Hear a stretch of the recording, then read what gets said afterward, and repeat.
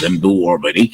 But how many of those individuals that you are actually expecting to come that you've written already to attend or grace the ceremony? We've written everybody, but we haven't had any official. Besides individuals talking to Liberians on the ground, and they're telling us. That's how we found out about Linda Thomas Greenfield coming, because she's in conversation with others. So, I would expect about 30 or so.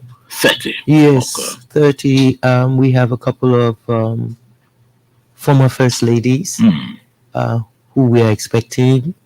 The wife of Jerry Rollins, Nana Ajiman Rollins, and also the wife of the late Murtala Mohammed, Mrs. Ajoke Mohammed, will be here. So these are people who have had a relationship with our country for a while. Do we know whether they'll be here on the day of the inauguration or a day or two to the inauguration? A day or two. Okay. I know some are coming on the 20th, that Saturday, and the Ghanaian president has informed me that they will be coming on the Sunday, the 21st. So they will spend the night with us. Okay. And then after the inauguration, leave. Enter Miatta, like I said, you are famously known for being called that way. You have a very, tedious task. I know you wait until maybe when the inauguration is held before you can really have a restful night. What are you planning to ensure? Because I'm sure you're quite aware that Monrovia is not Liberia. What are you planning to ensure that successful inauguration, like continue to talk about, is followed and watched by Liberians across the entire country? Well, that's the interesting thing. Upon being named the head of the inaugural committee, lots of people reached out to me. Lots and lots of people reached out. Miatta, how can I help? I would love to help. And one of those people was Jonathan Pelele. And I'm saying, oh, wow. Okay. And you as a broadcaster know the role that Jonathan played. And so I immediately saw the head of the subcommittee on media and communication. And they have taken all the steps to do exactly what you are asking, that our people will be able to watch the inauguration in all of the counties. They're working on that now. And also the president-elect has asked that we find a little something for each of the districts in Liberia. There's 73 districts where people will be able to celebrate, focusing on the children and the elderly. And so we hope on that day, yes, we in Monrovia are celebrating, but that they will be able to see us in Kavala, Maryland County, or Lofa, Foya and Lofa, etc. That is the plan. So committees have already been set up in those districts, and they are currently working. Yes. Okay. Now, your committee in Montreal is really opting for a successful inauguration, and that will be on the 22nd of January.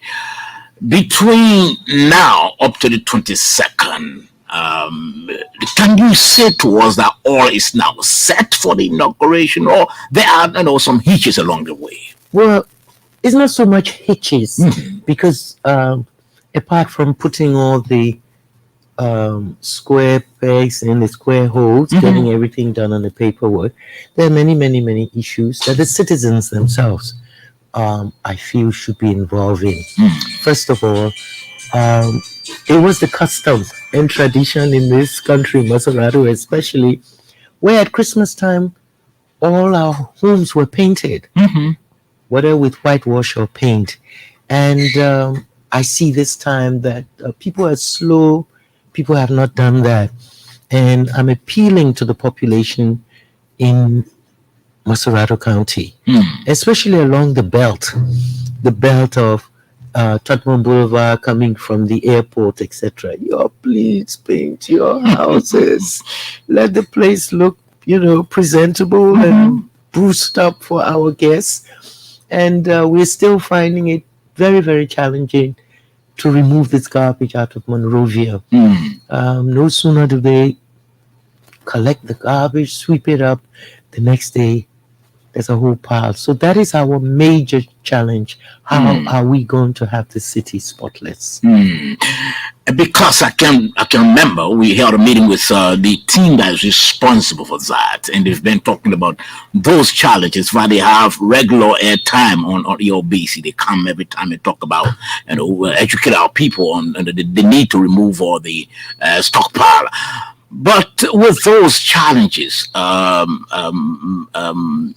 Fahnbulleh, how do you think, because we have just a few weeks to the inauguration, what is it that your committee is doing to ensure that those challenges are addressed? You know them once and for all.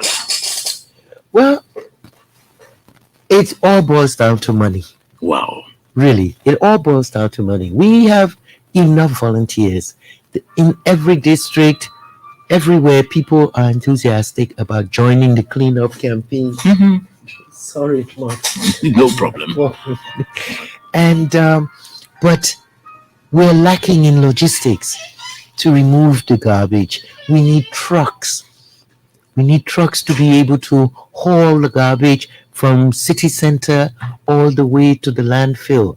I understand there's a landfill in Cheesemanburg, but we don't have the trucks. Apparently, City Hall doesn't have the trucks. And so, yes, I mean, we'll find a way. We'll find a way, Sogwa. But that is the most daunting thing. And I think every Liberian should be concerned about that. Surely. I mean, yes, okay, we're getting ready for inauguration and things are going to happen. But we should have never allowed our city to get overridden by garbage. And we can see what is happening with the frequency of people getting ill from simple malaria every time, typhoid. We have to understand it's because the city is just accumulating so much dirt. So much dirt, which is unhealthy. So I hope we do find a situation to hide the dirt. No, which is not possible to hide it. Now, but has your team, Madam Fahnbulleh, your team that you have, the committee you have set up for that, cleaning up the city before inauguration, has it returned to you with a budget as to what is it that you need? Yes, you spoke about trucks, although there are people who are volunteering, but you could have some of your partners, the businesses. Have you reached out to them as to how can they help? I personally haven't reached out to them, but there's a system being put in place. Okay. Where our fundraising committee, we've established a fundraising committee that will reach out to those business partners and people. As an individual, I feel a little, sticky about going out there and asking businesses for help. Why? Because I don't want my government compromised. Okay.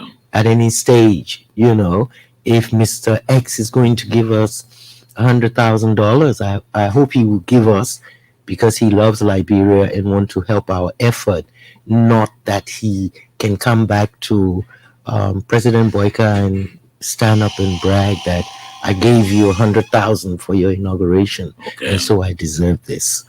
So as an individual, I won't do it, but as a subcommittee, we've put that in place. And because when you're soliciting money, you should know who you're getting money from. Surely. My girlfriend Fanny Cole, we first say, not all money that good money. I know.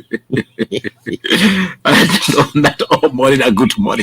You're listening to the Super Money Show right here on the OBC 99.9 and other frequencies across Liberia. Our guest here is Miatta Fahnbulleh. She's the head of the committee responsible for the inauguration of President-elect Joseph N. Boakai. Now, your committee, like I said, has some, major tasks, especially making sure that you put in place a new government. Um, with all what you've said and what you've done and the planning and all of that that your committee has carried out, Madam Fahnbulleh, do you see, apart from resources, are there other, and apart from the cleaning of the city, do you still have, do you face with some other challenges that could maybe stall, or maybe that could slow down progress? Well, from our team, from our subcommittee, I really don't see any hiccups. Everybody is working double time, Okay. if I can say that. Every single person, they're enthusiastic, they're putting in their all in all. And from our point of view, we're all ready to work. However, I'm feeling a little, how do I put it? I don't want to make it a national issue, but we're hearing whispers outside, inside, of possible strikes.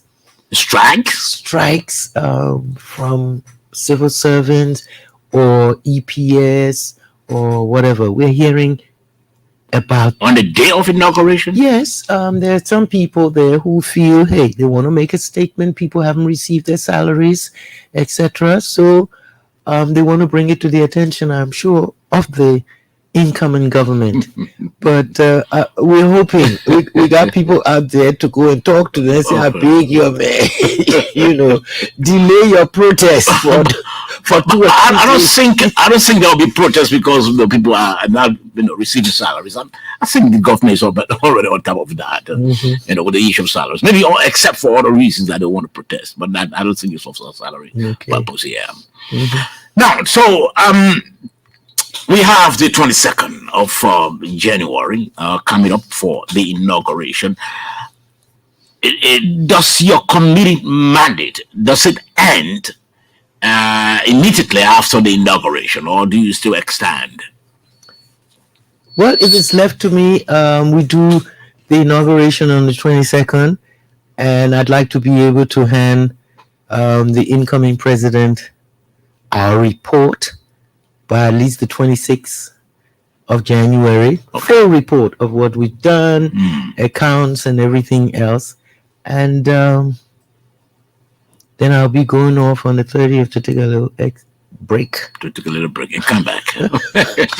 Now, you like I said, and I continue to say that you have a very tedious task, and I trust your ability to perform, for which I'm sure the president-elect thought that it was quite necessary that you are named to head the committee.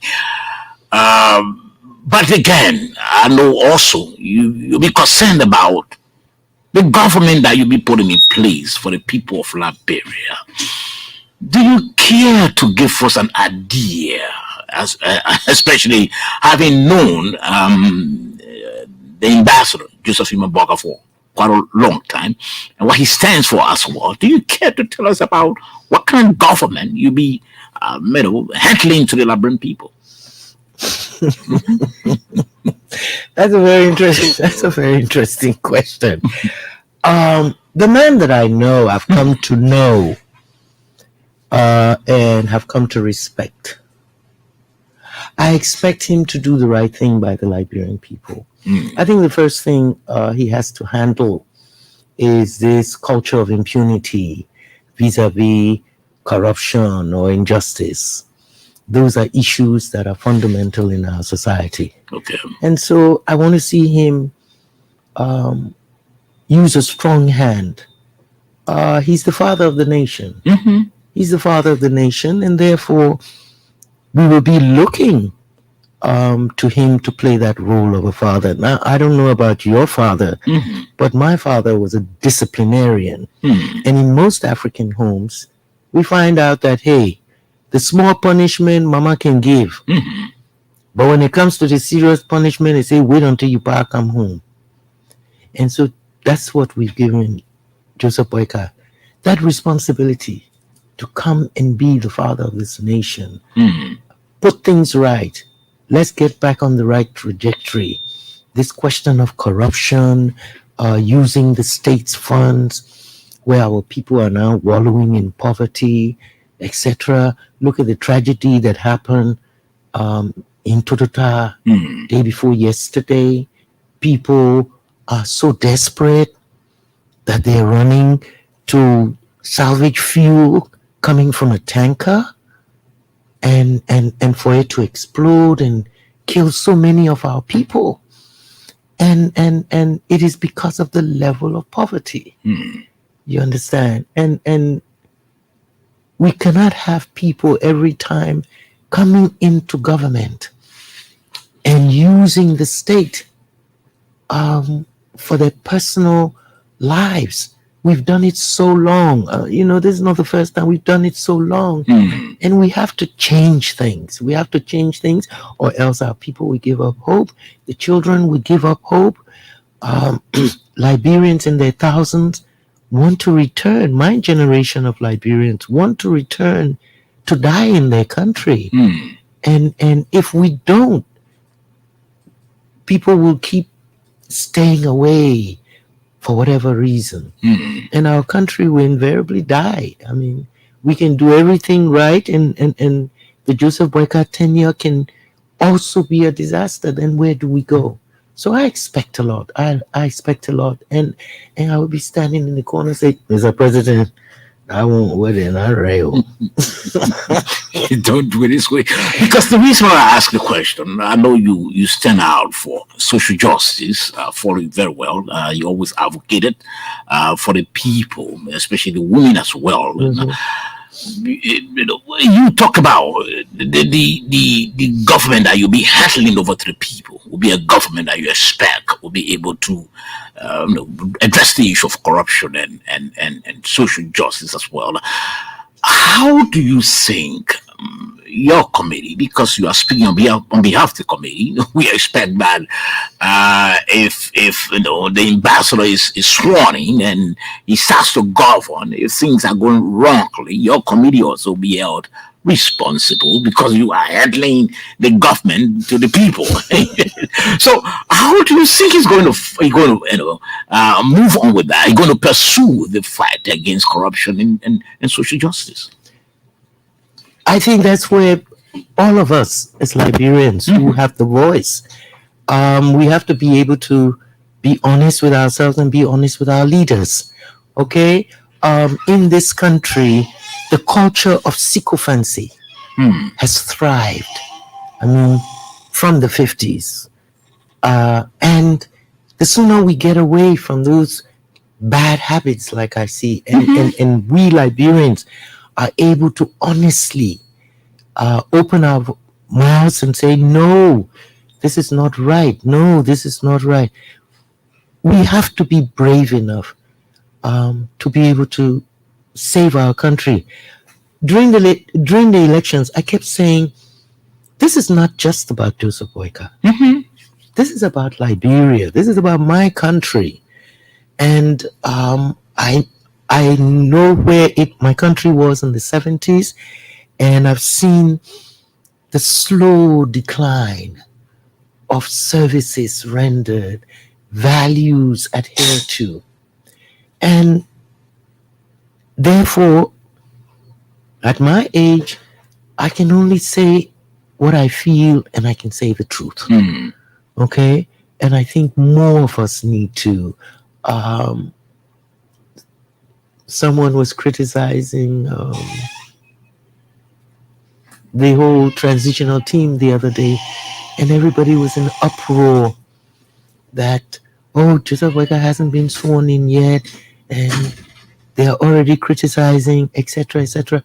But the criticism that was coming out was very valid. Was a valid criticism. So we as Liberians, we can't just be, carried away with the fact that our candidate has won, and so it's all right. For instance, on the arrival of His Excellency Monday, I was amazed to see all the people at the airport. I really was. And it was like, oh, are we going to be doing the same thing?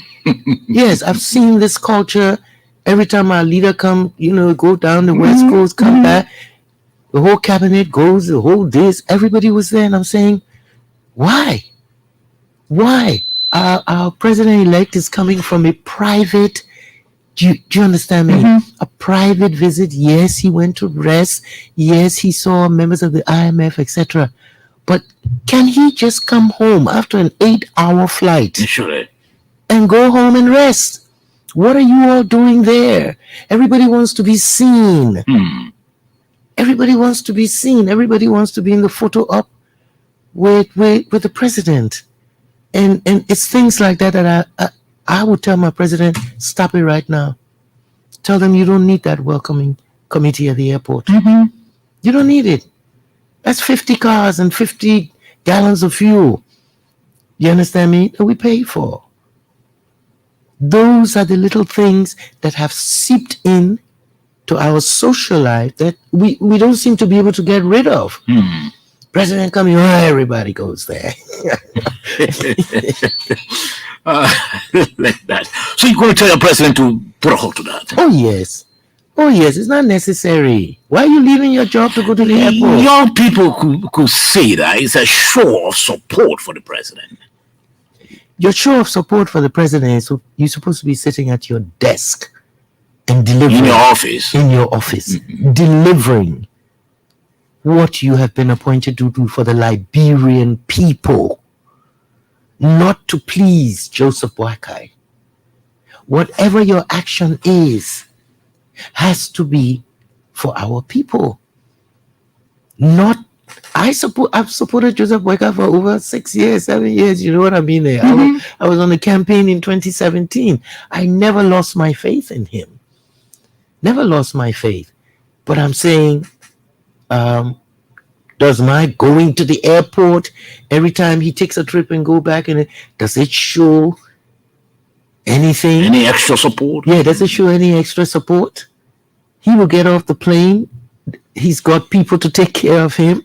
They will take his luggage. You understand me? He's not doing anything stressful. No.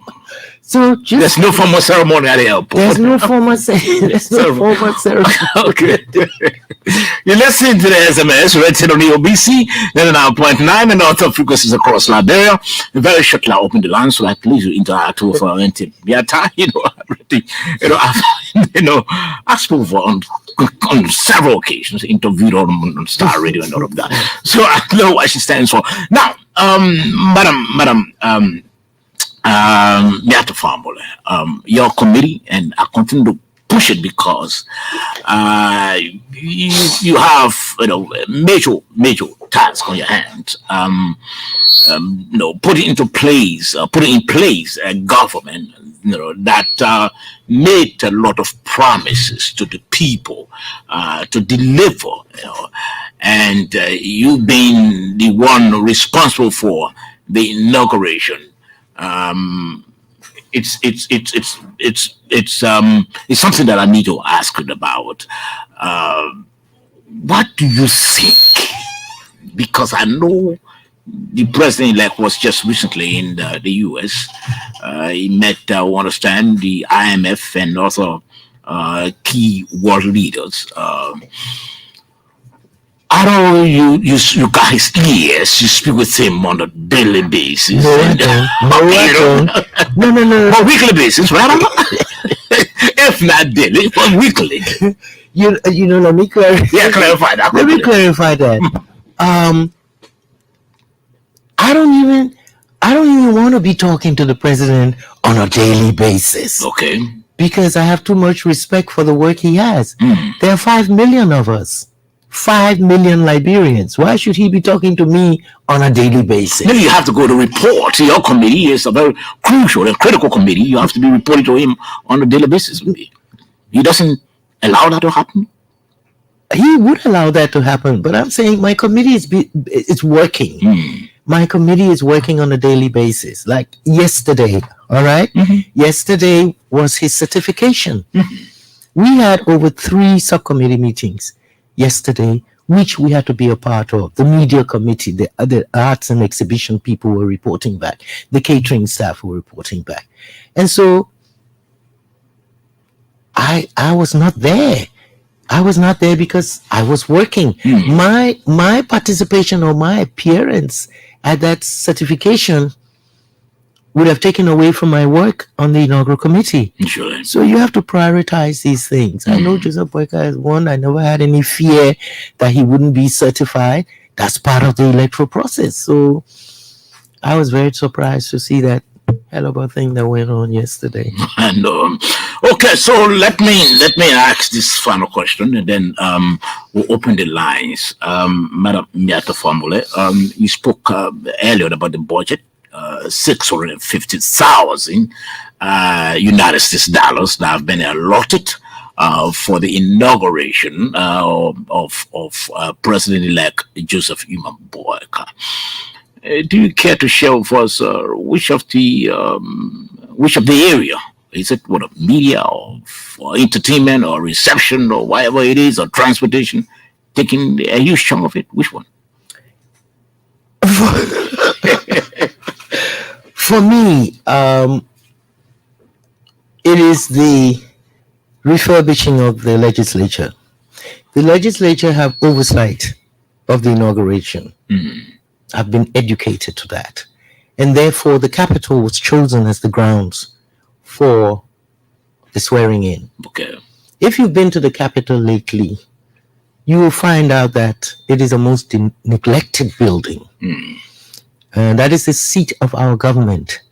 Yet toilets do not work. Wow. Yes. Water is not flowing through that building. And, it's... Deserted is the way you're saying? Abandoned? Yeah, I would say that even though their presence in the building continues, but how does the legislature sit down and toilets are ruined that they now have to be replaced? Almost $80,000-$90,000 of our budget has to now go into the legislature to refurbish and make the building presentable. Wow. For an inauguration. I cannot believe it.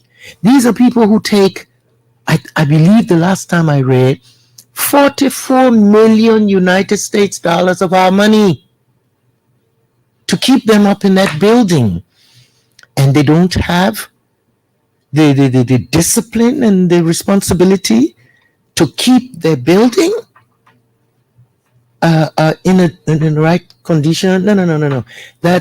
That has been the most. So it means that a huge chunk of the $750,000 for inauguration will go towards that. Yes, and when I asked why was it that the legislature could not repair that building since they claim they have oversight of it, they just said they won't do it. They won't do it. I mean, nonchalantly, they won't do it. So what is actually happening is that the legislature is using the inauguration and the annual message, because the annual message comes a week after. They're using this occasion to actually refurbish their building, make it presentable, etc., which I feel is very unfair and very irresponsible. And I will let every one of them know that. 0776-540-987. That's the number to call, and you are live on the SMS this morning. Or better so, 0880-514-096. Again, 0880-514-096. Or better so, 0776-540-987. Take the first caller. Good morning. Good morning. Yes, sir. Okay, Sabah, please, ask Lauren, but calling you from the vacant to be surveyed. Let's hear from you quickly. Because let me just appreciate and someone there for exporting. But let me just say this caveat, those who are saying protest, they should forget about that, the inauguration. But clear and next year, we want to know when the inauguration will take place. SKD also the Oh, I think it's the Capitol building. She just said it. Capitol. Good morning. Good morning. Yes. Good morning, sir. Yeah, I'm Peter Bernard calling from Virginia. Let's hear from you. Like what Miatta is saying, if you want to support the president, you do your work as it is on the book. You do your work according to what it is prescribed. You don't go, every family president come from abroad or come from somewhere, you go and standing by him, what you're supposed to be doing, you leave it undone, and all that time is being wasted. There's no time in our favor as Liberians because we are 176 years and we got nothing to show to the world. The entire world is moving ahead. Thank you. Okay, many thanks. Let's take this other caller. 0776540987. Or better still, 0880-514-096. Let's take this caller. Good morning. Hello? Yes, good morning. Good morning. Is this your SMS show? This is the SMS. Let's hear from you quickly. Yeah, my name is James Towawe, and I want to appreciate Miatta. And I can understand the culture from which Miatta speaks and the discipline from which she speaks because I was fortunate to have gone on her mother's tutorship in the 70s as principal of Boston Junior High School. I spent 3 years on her mother, Brandel, and I know the kind of a discipline she brings about. Sooner or later, Miatta and a couple of the guys in this government will fall apart because she's a disciplinarian, and I know her. I know she is strong on policy issues, and she just struck the bottom of the deal that when the president is coming, not everybody should go there. They have been under the ministry. You go there, everybody want to go to the minister's office to gain favor. When you do your work as a woman, you don't go to the minister. Why should I go to the minister? For what? I'm doing my work. If he wants to see me, he will send for me. That culture of sycophancy is what's killing this country. And I tell people that Miatta then will come and restore sanity. Okay. Thank you for the show. Many thanks. I take this caller. Good morning. Good morning. Good morning. Yeah, good morning. Yes, sir. Yeah, some of this, my friends, I'll call you for a secret bell. Let's hear from you. Yeah, I just want to tell them that our team doing the cleaning out campaign. They're ready to be bad because the dead are piling up, trying to take all the streets. They're not beating all the dead, but at least the community carrying that dead, whether they dead. And the guys with the truck, they're not really on time to beat all the dead. So please tell my team to be fast. Okay. To beat all the dead. Okay. I'm sure she'll do that. Let's take this other caller. Good morning. Wow. You have to lower the volume of the radio. Please. Good morning. Yes, good morning. How you doing? I'm okay. Yeah, thank God. Yeah, I just want to tell Miatta family good morning. And the way Miatta then around the president, I just want to big them.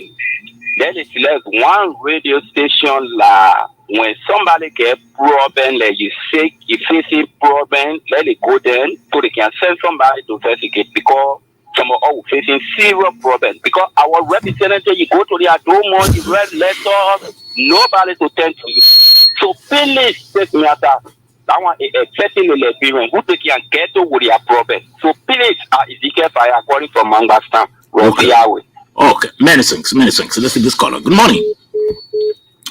Good morning. Yes, good morning. Good morning. Yes, sir. I'd like to salute Madam Fahnbulleh in studio. This is David Chi. I'll join you from District 6 this morning. Okay, Dave. I'd like to thank her for her eloquent and logical presentation this morning. But my concern is precisely drawn to the issue at the National Legislature, the Capitol. And I think it's very pathetic, it's very indecent and uncivilized that in this 21st century, the people at the Capitol will be treating the building in such a filthy and reckless manner. I work over there. Someone when you are gentle, even use the restroom, it's not possible. At times you will have to pay someone to go and fetch water for you in a gallon and then bring it in that building. And even to use the bathroom at times, those maintenance people and janitor will ask you to even pay. Lawmakers' office in the new building, the Chinese building, not the old one, are even going downstairs for water to carry over there. What does it take to carry boohoo over there and to have water flowing through the building. What does it take? How much does it take? So it's very sad this morning that such a thing will be announced. This is something that we've known over the years, but since they are now on the inaugural committee and they have identified that this is a challenge, I think it's one of the things, because the government is holistic, though they are three separate branches, but all of them are coordinated. So I think it will be prudent that people of that caliber, of that stature, will be able to push, like she said, she will speak with some of those leaders to push that this should not be, temporary, that they will have, water system in the building because of the inaugural program and subsequently the State of the Nation address. I think that should be something that should be permanent, especially for people who are staff who are there to benefit. Thank you very much. Many thanks. This caller is on the line. Good morning. Oh, that's the one they volume. I can take you. Good morning. Good morning. Yes, good morning. Good morning. Good morning. Good morning. Yeah, good morning, sir. Yes, good morning, sir. Good morning to your studio, the Honorable Fahnbulleh. My name is James N. I call from Boakai, Farming District, Bon County, Lower Bon County. I want to say thank you very much for this unique program. I want to say thanks to your guest for giving her the opportunity to steer or chair the inaugural program. But I want to appeal to her. We want the president of the inauguration and the clear campaign to be fair, informed minds, to be specific for my district. So that is my appeal this morning to her. We want the president. Okay, you may appeal already. Let me take this caller. Good morning. Good morning, Sobot. Good morning to the Conscious Money Liberian. Good morning. My name is Abraham Political Moderator. In a call from the most talk about Avenue this morning. Let's hear from you. Let me appreciate the thing that appointed Madam Blezo on the inaugural committee as chairperson. We've been following her working relationship in Liberia. May God give you wisdom in showing that all of the communication that you send out there for people to grace the inauguration program. This is not about the president-elect in Georgia, but all Liberians. And then embrace the inauguration, and then look out, and then respect the constitutional power for the Liberian who deem it necessary to elect a president-elect by the Georgia Yamapa to serve for the next 6 years.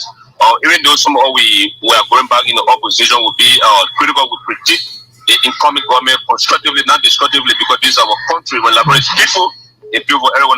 And I hope and pray that the new government that coming will see the EFBC.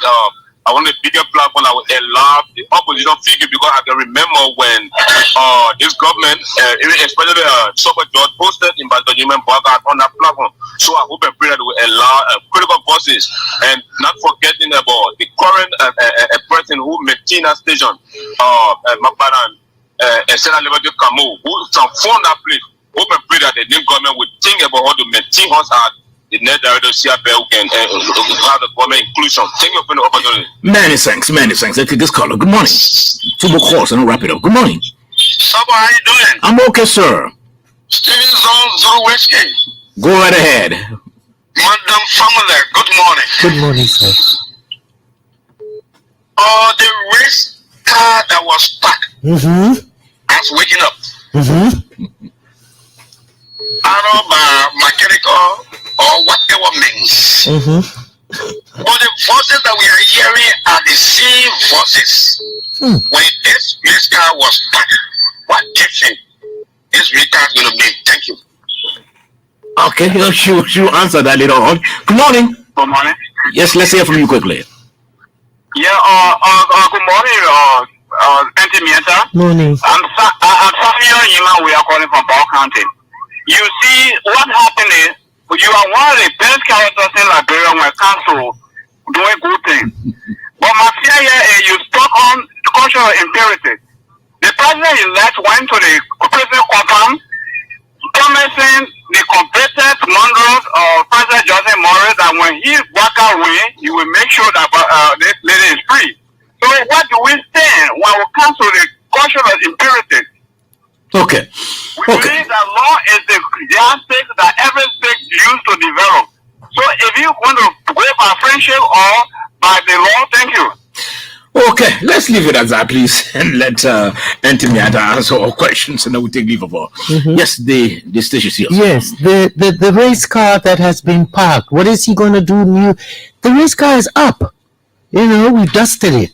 We called in the mechanic, changed the valves, etc. You know, they've been killing my president for the last year and a half.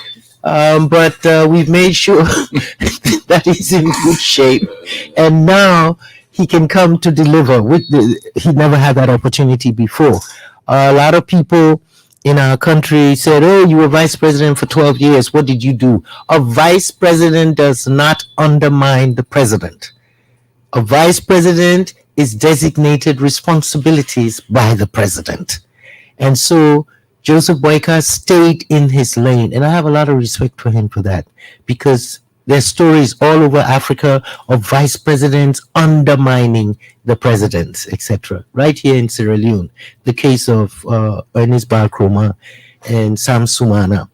So our race car is ready. Also, the gentleman who called about President Boakai's visit to Councillor Gloria Mususkat. Sir, I don't know who gave you that information. I was at the courthouse. I was at the prison on the day that the president-elect visited Councillor Gloria Mususkat, and he never opened his mouth to promise or release.